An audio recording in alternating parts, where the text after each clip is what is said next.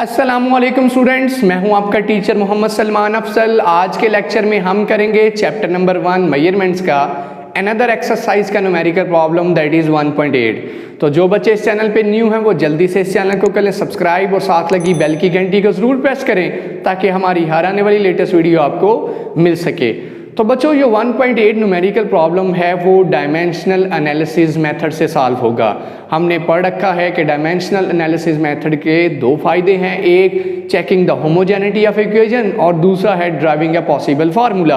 आज हम उसका जो दूसरा यूज़ है ड्राइविंग अ पॉसिबल फार्मूला वो हम देखेंगे इस न्यूमेरिकल प्रॉब्लम के अंदर। तो स्टेटमेंट मैं टेक्स्ट बुक से पढ़ता हूँ, आपको स्क्रीन पे नजर आएगी। तो देखिए लिखता है the speed v of sound waves through a medium may be assumed to depend on. Speed किसी भी मीडियम से साउंड की फर्ज कीजिए वो डिपेंड करती है, एज्यूम टू डिपेंड ऑन दो फैक्टर्स पे, एक density rho of the medium, medium की डेंसिटी पे, नंबर ऑफ पार्टिकल्स पे, और दूसरा its modulus of elasticity E which is the ratio, और साथ ही बता देता है what is modulus of elasticity which is the ratio of stress to strain deduce by the method of dimensions the formula for the speed of sound.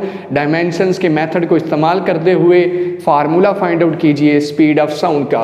तो मुझे statement पढ़ने के बाद जो डेटा मिलता है वो क्या मिलता है, देखिए मुझे एक चीज़ पता चलती है कि स्पीड ऑफ साउंड दो फैक्टर्स पे डिपेंड करती है। डिपेंडेंस को इस साइन से जाहिर किया जाता है, प्रोपोर्शनैलिटी साइन से। पहला उसने कहा डेंसिटी ऑफ मीडियम, मीडियम की डेंसिटी से रो के साथ जाहिर किया। फर्ज करते मैं इसकी पावर एज्यूम कर लेता हूँ, जैसे एग्जाम्पल नंबर 1.5 में किया था।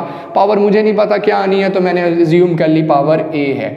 ये फर्स्ट मुझे वहाँ से पता चला स्टेटमेंट। साथ ही कहता है स्पीड ऑफ द साउंड, किसी भी मीडियम से जो स्पीड ऑफ साउंड है वो मॉडुलस ऑफ इलास्टिसिटी पे भी डिपेंड करती है, मॉडुलस ऑफ इलास्टिसिटी पे भी डिपेंड करती है। इसे एक्सप्लेन करेंगे व्हाट इज दिस।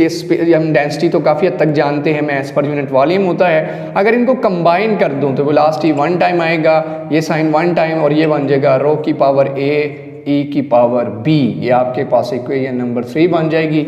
और हमें मालूम क्या करना है, हमें मालूम करना है फार्मूला ऑफ क्या, speed of sound, speed of sound का फार्मूला मालूम करना है। सॉल्यूशन की तरफ बढ़ते हैं। सॉल्यूशन के अंदर क्या हम करेंगे, हमें पता है कि जब हमें फिजिकल क्वांटिटीज़ गिवन हैं तो हमने डायमेंशन एनालिसिस मेथड के अंदर जाना था कि हम उसमें डायमेंशंस पुट करते हैं, पावर्स इक्वेट करते हैं और वहाँ से वेरिएबल्स ए बी का आंसर आ जाएगा और ऑटोमेटिकली फार्मूला खुद ब खुद रिड्यूस हो जाएगा, बन जाएगा। इससे पहले कि मैं डायमेंशंस पुट करूँ मैं आपको एक्सप्लेन करता हूँ what is rho and what is e, ताकि इन दोनों के फार्मूले पता हो और मैं आसानी से मैं डायमेंशन पुट करके ये रिलेशन फाइंड कर सकूँ। रो देखिए रो हम जानते हैं mass per unit volume, mass per unit volume के बराबर होता है। ये फार्मूला काफ़ी हद यूज़ हो चुका है काफ़ी दफ़ा। ये जो इलास्टिसिटी है, मॉडुलस ऑफ इलास्टिसिटी, ये होता है स्ट्रेस बटा स्ट्रेन। 9th क्लास में हालांकि ये पढ़ा हुआ है लेकिन इतनी डिटेल से नहीं पढ़ा था तो कॉन्सेप्ट जहन में नहीं होगा, आज समझ लीजिए।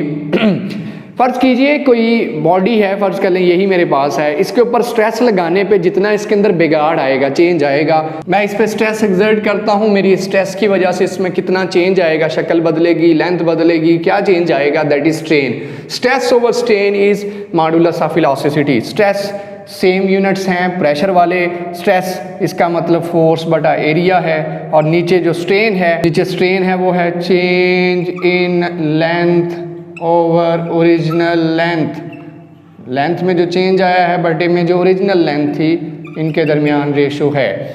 इसका मतलब ये मेरे पास इनके रिलेशंस हैं जिनके अंदर डायमेंशन दर्ज करके मैं इनकी डायमेंशंस निकाल सकता हूँ।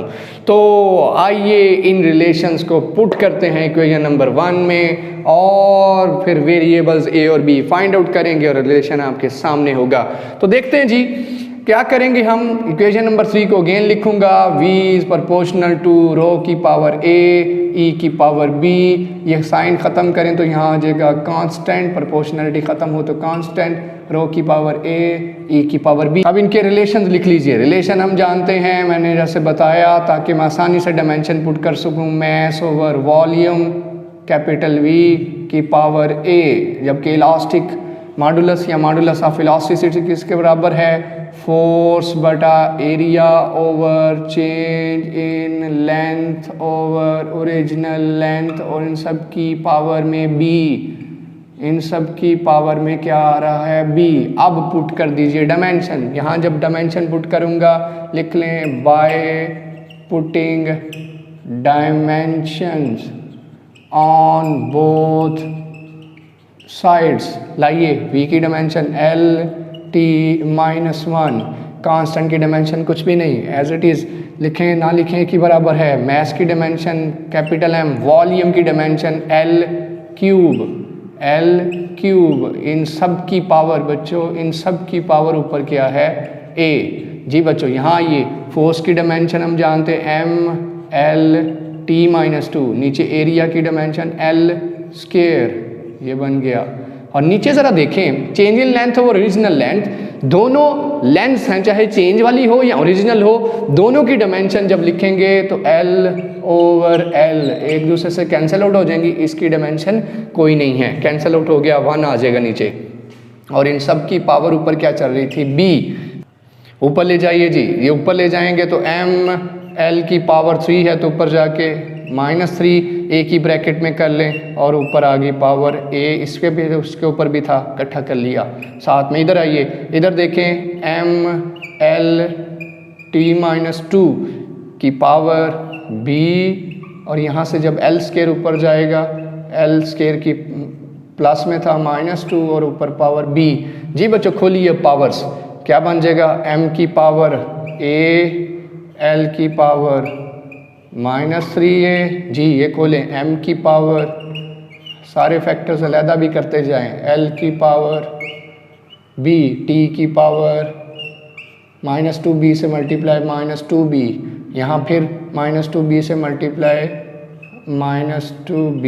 जी बच्चों L में ऐड, M में ऐड, T में ऐड, तो क्या बन जाएगा, लेफ्ट साइड पे क्या चल रहा है, L T -1, राइट साइड पे क्या चल रहा है, M है तो M की पावर a, M की पावर b, क्या बन जाएगा, M की पावर a प्लस b।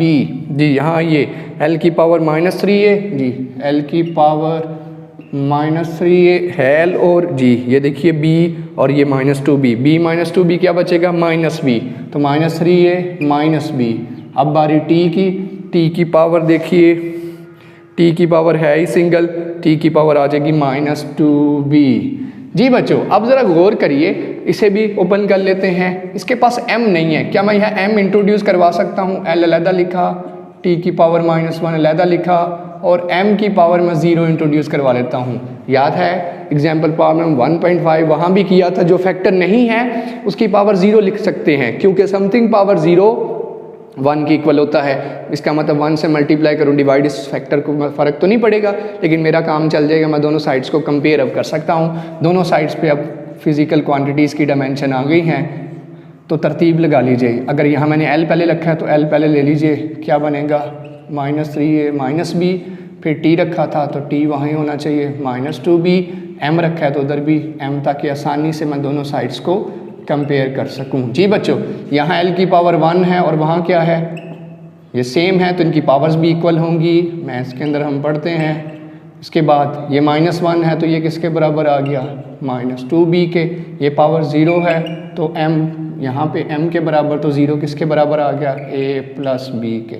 जी बच्चों यहाँ से क्या आंसर आएगा, अगर मैं यहाँ से आंसर निकालूँ इन रोमन गिनती में, आपने पहले दिया हुआ है तो इनके नाम दे लें, इक्वेशन 1, इक्वेशन 2, इक्वेशन 3, यहाँ से इक्वेशन 2 से क्या बनेगा, माइनस माइनस से cancel, 1/2 is equal to b, यानी कि b is equal to 1/2, b का आंसर आ गया। पीछे a का बचा, a का निकालने के लिए ये वैल्यू यहाँ ला के पुट कर दें b की जगह, तो a का आंसर क्या आ जाएगा, 0 is equal to a plus 1/2, और a किसके बराबर, -1/2, a is equal to -1/2। a और b के आंसर मुझे चाहिए थे, अब मैं उसे कहाँ जाके पुट करूँगा, दिस इक्वेशन के अंदर, तो आप देखिए वेलोसिटी स्पीड ऑफ साउंड का फार्मूला बन जाएगा। लाइए a और b के आंसर्स यहाँ ला पुट करें तो क्या बनेगा, v is equal to constant rho की पावर a क्या है, -1/2, साथ में e की पावर b है, और b का आंसर कितना है, 1/2,